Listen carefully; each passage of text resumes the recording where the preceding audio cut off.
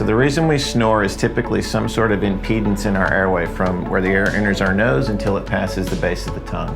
If you have a restriction somewhere, just like the Venturi principle that we all know of with a water hose, turn the water hose on, you have a certain flow rate, you put your finger over the hose, the flow rate increases. Same thing happens with the air as we inspire it. So if we have a restriction in the nose, palate, base of the tongue, airflow increases speed. It actually causes vibration of tissues, which leads to the sound that we all know of as snoring.